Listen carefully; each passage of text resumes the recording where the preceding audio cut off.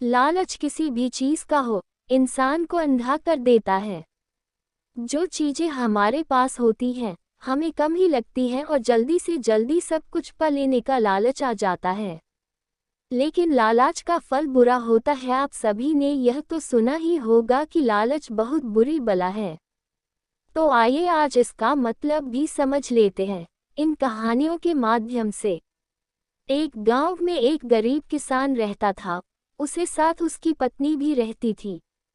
किसान तो बहुत ईमानदार था, परंतु उसकी पत्नी बहुत ही लालची स्वभाव की औरत थी, जिसके कारण वो अपने पीटीआई को हमेशा ताने मारती रहती थी कि जाओ कुछ कमा के लाओ।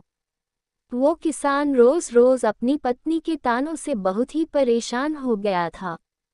वो दिन भर अपने खेतों में मेहनत करता था, फिर भी उसकी पत्नी सोचती थी कि हम एक झटके में अमीर हो जाएं, मुझे सारी दुनिया की खुशी मिल जाए।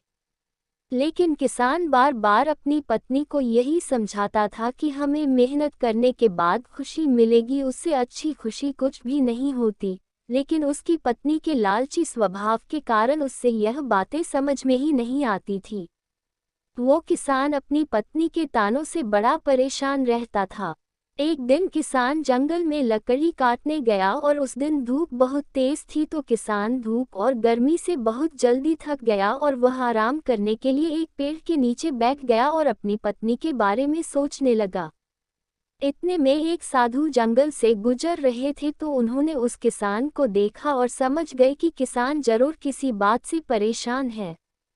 वो उसके पास गए और उन्होंने उस किसान से परेशानी का कारण पूछा।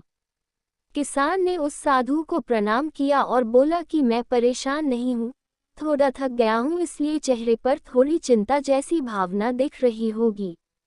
लेकिन साधु ने कहा, नहीं, तुम जरूर किसी वजह से परेशान हो, इसलिए हमें बताओ, शायद मैं तुम्हारी कोई मदद कर सकूं। तो पहले किसान ने मना किया कि ऐसी कोई बात नहीं है, लेकिन साधु के बार बार कहने पर किसान अपने घर और पत्नी की स्थिति के बारे में सब कुछ बताने लगा। तो साधु ने कहा, बस इतनी सी बात है, तुम गरीब हो इसलिए यह समस्या तुम्हारे साथ है। इसलिए मैं तुम्हें एक ऐसी थाली दे रहा हूँ जिसमें अगर रात को थाली से कुछ भी मांग कर थाली को ढककर सो जाओगे तो सुबह मांगी हुई चीज़ जरूर मिलेगी। लेकिन तुम्हें इस बात का ध्यान रखना होगा कि एक रात में एक ही चीज़ मांगना है, और यदि एक ही रात में एक से ज़्यादा चीज़ें इस थाली से मांगोगे तो अगले दिन इस थाली के द्वारा दी गई सारी चीज़ें गायब हो जाएंगी और यह थाली भी गायब हो जाएगी। साधु की बात सुनकर किसान बहुत खुश हुआ और मन ही मन सोचने लगा कि सब चीज़ें धीरे धीरे बदल जाएंगी, हम गरीब से अमीर हो जाएंगे और हमारी पत्नी भी खुश रहेगी। ऐसा सोचकर किसान से उस साधु महाराज को धन्यवाद किया और फिर हंसी खुशी अपने घर लौट आया और उस थाली के बारे में अपनी पत्नी को बताया।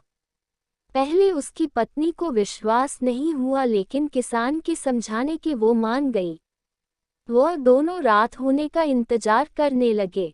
जब रात हुई तो किसान और उसकी पत्नी ने थाली से सोने के सिक्के मानकर उसे ढककर सो गए। जब अगले दिन सुबह उठे तो देखा कि उस थाली में सोने के सिक्के भरे हुए थे। अब किसान और उसकी पत्नी की खुशी का ठिकाना न रहा, क्योंकि साधु महाराज की बात सच हो गई थी।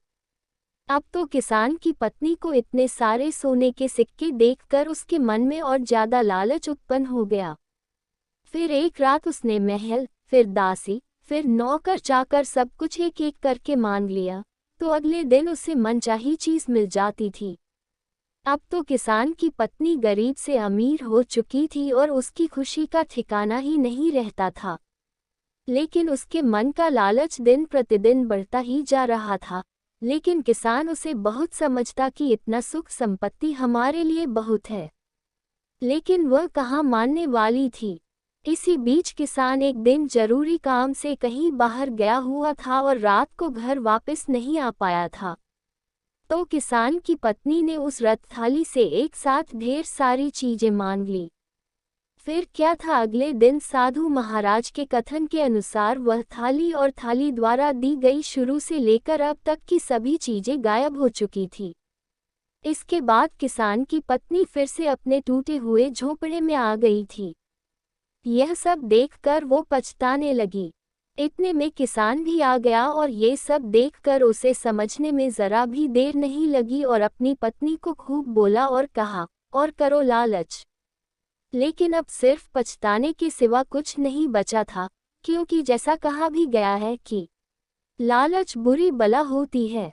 इंसान को जल्दी समझ नहीं आता, उसे तभी समझ में आता है जब सब कुछ खत्म हो चुका होता है और सिर्फ पछताना ही शेष होता है।